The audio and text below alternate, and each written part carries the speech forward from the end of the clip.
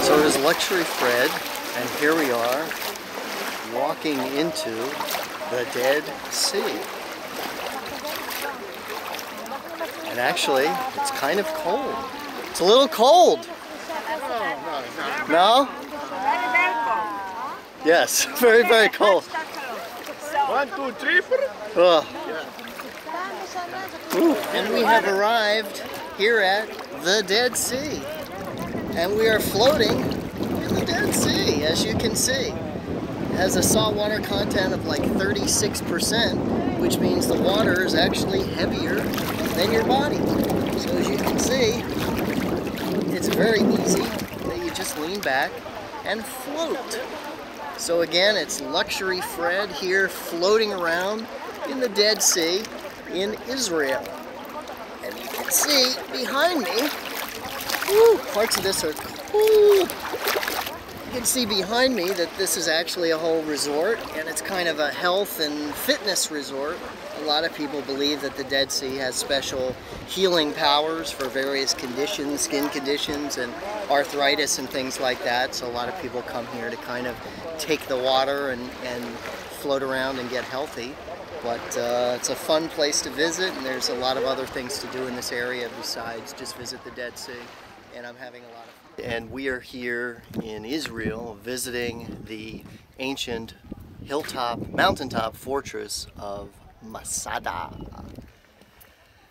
And this was built about 100 BC by King Herod, and it's just an amazing complex up here with a palace and fortress and everything built at the top of this very high mountain right near the Dead Sea. And you can see the Dead Sea behind me back there, and just some incredible views of the surrounding mountains, and you can kind of get an idea of why someone would build a palace and a fortress up here. It's very well protected and very hard to attack. And then of course in about 60 BC the Romans took over the entire area of Judea and attacked the fortress and had a siege here, and a group of Jewish rebels held out here against the Roman legions who were down surrounding the mountain, and then eventually chose to commit suicide rather than become slaves in the... We're here at Masada, and we seem to have found some very friendly little birds.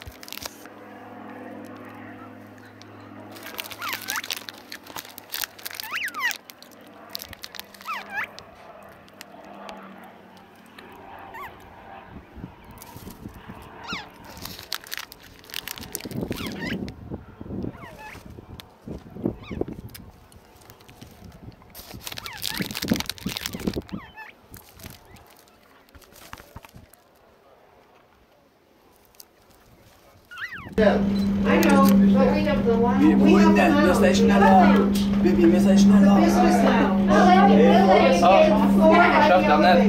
So it's Luxury Fred. We're here at Masada, and we are riding the cable car from the top of the mountain down to the base.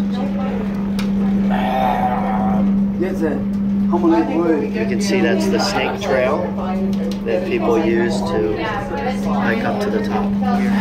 Israel. And you can see the Dead Sea behind me, and we are hiking in the En Gedi Nature Reserve, which is quite amazing. A lot of unique animals here. We've seen a couple of them already. The ilex and the ibex. Ilex is like a little rabbit-like thing.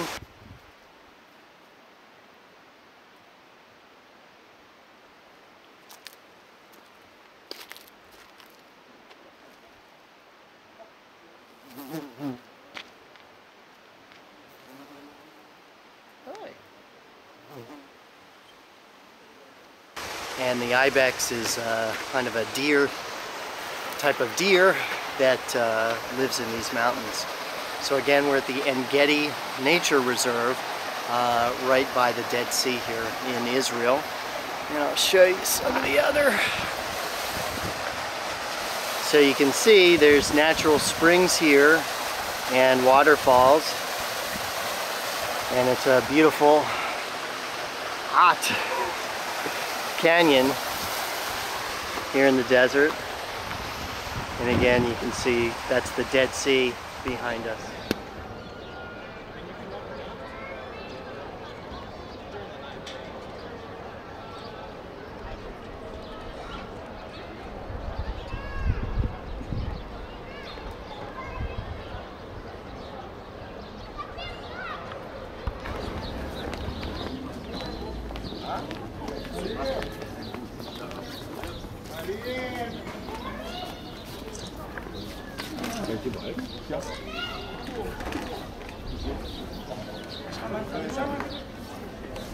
לא נראה לי, אבל בוא נבדוק.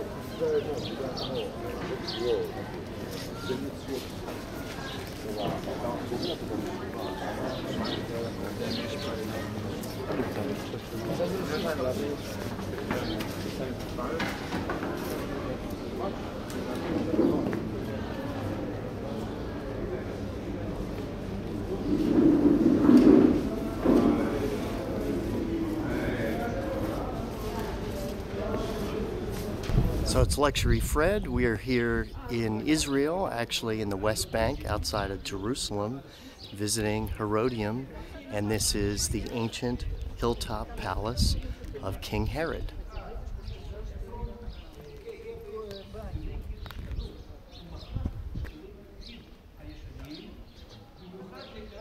And we are here inside one of the cisterns underneath King Herod's palace on the West Bank outside of Jerusalem here in Israel.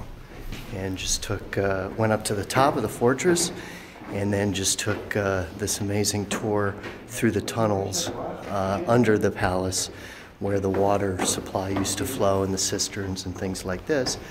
And this space right here, as you can see, is plastered over and was actually formerly filled with water. It was one of the water storage cisterns that was part of the palace's water supply. Again, Luxury Fred here in Israel at Herodium, King Herod's palace. And now we come outside as we hear the call to prayer.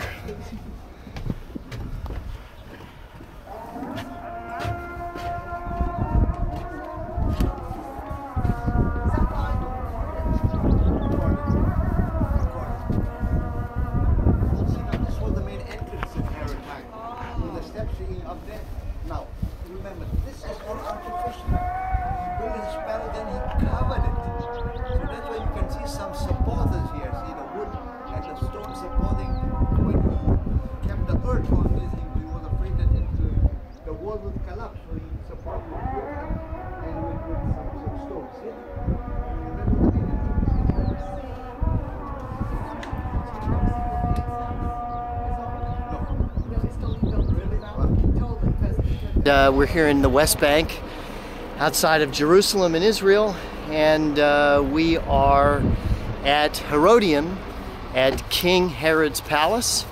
And you can see the palace up at the top of the hill where we just were, and now we're kind of at the bottom complex, which is supposedly where more of the administration stuff happened. And the top part was kind of a fortress and where the king lived. So it's Luxury Fred, and we're here in the Negev Desert of Israel and about to take a jeep tour of a big crater. No, but Makhtesh. The Maktesh. Makhtesh Ramon. Makhtesh is a Makhtesh. We're about to take a tour of a Maktesh, which is not a crater. No, it's not.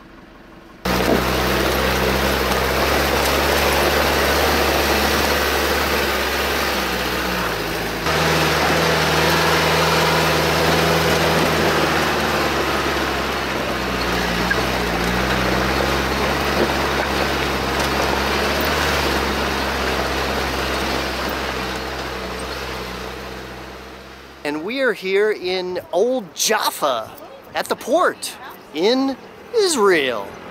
And this is kind of a part of Tel Aviv. Used to be its own little town, and Tel Aviv has gradually expanded to include it. And Jaffa has a big Israeli Arab population, so that's why you can see the minaret of the mosques and the church behind me, and the mosque over there. And we took a walk through the old city. There's lots of art galleries and restaurants and things to do there. Lots of very cool artists and art galleries. And as you can see, we've got the beautiful Mediterranean Sea over there, and then the newer part of Tel Aviv with all the resort hotels and all that is over there with the big city behind it. Tel Aviv has about 800,000 people in Tel Aviv itself, and when you add in kind of all the suburbs and surrounding areas, there's about 1.5 million people, making it Jerusalem is the largest city in Israel, but when you add in all the surrounding areas of Tel Aviv, then this is the biggest area. And Tel Aviv is kind of an international resort city, a lot different from Jerusalem, and they say that this is where Israelis come to play. That it doesn't have all the religious sites that Jerusalem has. It's a very modern city with lots of fancy luxury hotels and cool bars and great nightlife and all.